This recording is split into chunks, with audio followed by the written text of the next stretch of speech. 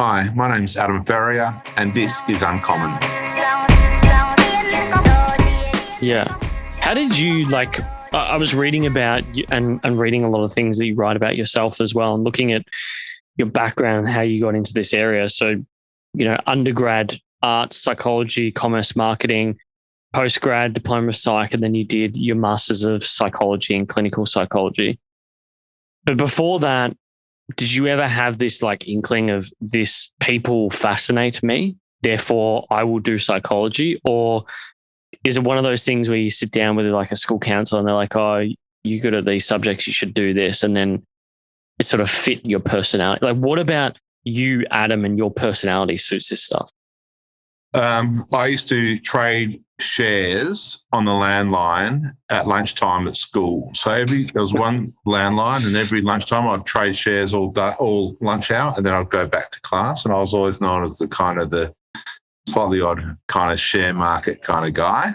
But I was also really fascinated and really interested in people, how they tick, constantly asking why, all that kind of shit. But I was failing school badly. I went to see a tutor, and the tutor said, what are your interests? And I said, money and people. And the tutor, a guy called Kim Sawyer, said, you should become a consumer psychologist. And I thought, oh, wow, I don't even know what one is, but that sounds perfect.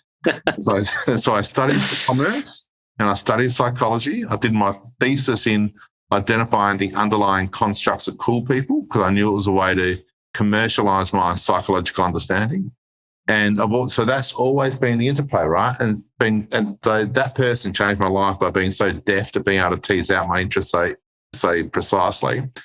The whole forensic thing and the cult stuff was just happenstance, and that when I graduated, I needed a job, and the easiest place to get a job was in corrective services, because my girlfriend's mum was the head of psychological services for New South Wales Corrections. Wow. So I got a job there, and then that was equally fascinating as well, right? So I reckon the really interesting thing is, even if you have a goal, that doesn't mean there's not other things in life that are going to be really interesting. So just stay open to those as well. And so I've been able to, in my early career, I've been able to blur all that stuff together. Which is kind of cool, kind of lucky, I guess. Yeah, those deviations are quite interesting. And they build a part of your personality which become interesting, vulnerable stories, I would say. Yeah, definitely. When everything is so flittery these days, and and everyone's got superficial interest in everything, being able to go deep in a parallel interest to what you currently do is really important, and kind of just rewiring the brain in a way that's really different but quite deep, because you'll constantly draw on that and see things in a slightly different way as well. Yeah, because my deviation was because I'd worked in hospitality. I'm kind of similar to you in that I'd always been fascinated by people and money. I just wasn't aware of it up until I was maybe even 25. I just didn't have that self-awareness. But at least before that, when I was at uni, I'd fallen into the world of hospitality as any good wog does. And I don't know why, but wine became a thing. It became a part of a badge of honor, part of my personality. And so I worked there as a sommelier, a wine taster, wine buyer for a while at a bunch of different restaurants. So it's always intriguing how, I ended up hating it. I truly believed that I was going to become a restaurateur with this commercial knowledge and this intrigue in hospitality. But eventually I found myself into the corporate world. Did you ever have that moment where you're working in the corrections facilities and you're like, oh, I'm going to become this very important criminologist that starts writing about these people? Or had you always had this one set, I know your question. I'm going to cut you short, but I love the question because I've got the perfect answer. A friend of mine worked for Rio Tinto, and he invited and he was maybe 27, and I was working corrective services in Bathurst Prison, and he decided to have the lunch at Rockpool in the Rocks in Sydney. And all of his mates were there, and all of our mates were there, but they all had these corporate kind of gigs, and I was there from Bathurst bloody prison. And I thought, oh, shit, there's just got to be more. There's more fun out there than being stuck in the prison. And it kind of reignited my quest or my like for money and the things that it avails to you. Yeah. So that was my moment. But just also on your sommelier thing, Seth Godin has written a good book called saying all marketers are liars. And he uses riddle glasses. And I think being a sommelier is so interesting because there's so much subtlety and nuance. Oh, can you taste the black currant? Oh, yeah, I can taste the black currant. And just that subtlety is so much about what good marketing is about, and being able to pick up on that and play into those, people's perceptions of things. So I'm sure that experience will bode you well for the rest of your life. Yeah, I mean, Riddell is the greatest. It's an interesting observation because I just read Byron Sharp's book, and it talks about how you need to build market brand assets.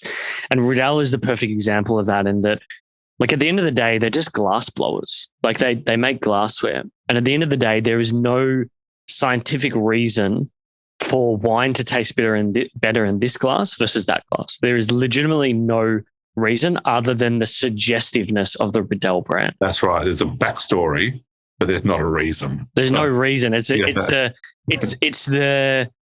way that they do it as well. Like the family, it is so like magical.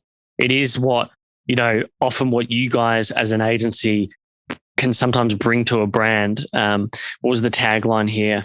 I had it written down somewhere. Measured magic. Yeah, our tagline's measured magic, which is marketing and sciences meets hardcore creativity. But I think there's a really, just in terms of what you're talking about, there's a really nice saying about advertising. I forget who said it, but it's advertising is the wonder in Wonder Bread. Yeah. It's just nice. It's the marketable. Yeah. So like if you look at, like, they build, it's sort of like, I don't know if have you watched Severance recently, this new show? Yeah. For people listening, I strongly recommend they go say it. It is like a cult. They build up this idea of the Egan family and Keir, who's the founder, and they do the same thing. Johan is the founder in the Riddell family.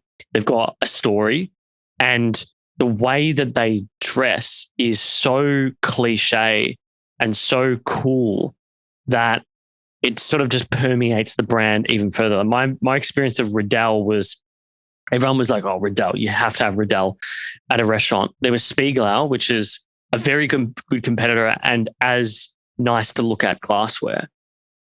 But the way that the Riddell family would come in and they'd tour Australia, or the son would do it, or the sister would do it, and they would just come in and they would do this whole, it was like seeing a magician.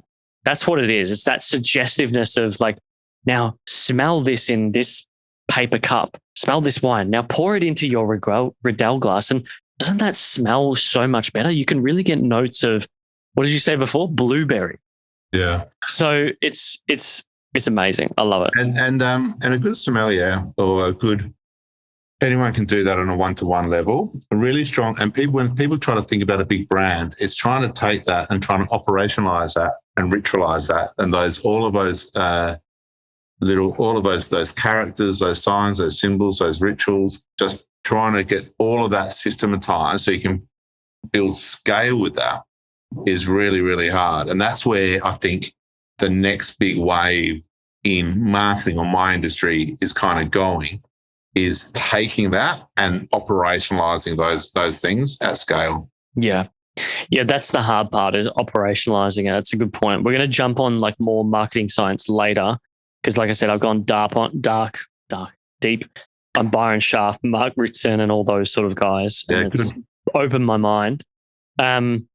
Just a quick one. What did you think you were going to be growing up? Like, what was the job you thought you'd have? It's good. Yeah, I was good with my hands, and I've always been good with people. So Mum suggested I become a hairdresser. Okay. And so at one stage I thought about being a hairdresser. Then I was going to be a school teacher.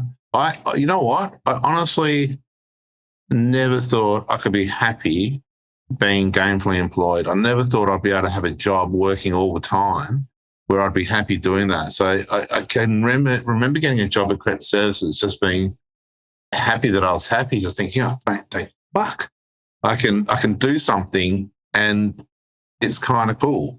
So I always had quite low ambitions of any kind of corporate life. And the fact that I've been able to achieve something is quite amazing in my own head. Yeah, right. Well, how old were you when you thought that? Oh, it's all through forever until it happened.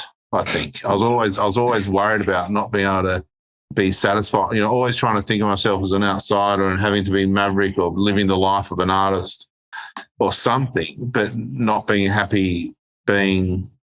Yeah, and even the money thing, right? Because that was also created a bit of dissonance for me because I wanted to be wealthy, but wondering how the fuck that was going to happen as an artist. Yeah, it doesn't really work, does it? No. Anyway, yeah. What did your parents do? My dad was a judge and my mum's an artist, and so yeah, and then my uncle was very wealthy, and so there was a famous book in the 80s called Rich Dad Poor Dad. And it was about a very dutiful father, but he also had, I think it was actually his mate's dad who was really rich. And so he used to learn a lot of lessons. So my uncle used to teach me about the share market and all that kind of stuff.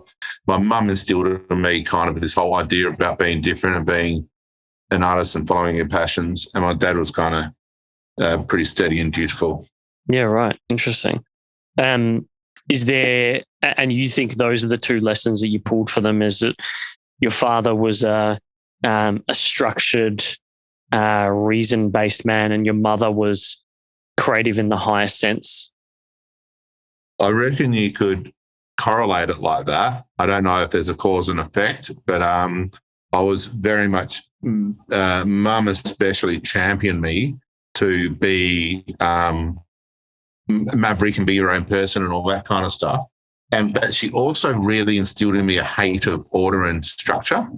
And so I never really got the order and structure bit happening in a kind of coherent way. Yeah, right. Interesting. And what do we got there, lunch? I do. Sorry, buddy. To the point now that I still look down on people, and I know I shouldn't, who are really structured. Like, it takes all my effort to think, that's really valuable, those skills of being ordered and structured. It takes effort because it's not innate for me, because I just learned not to admire those skills. Yeah, and I often try to create little whirlwinds of chaos wherever I go, much to the fucking annoyance of everyone around me.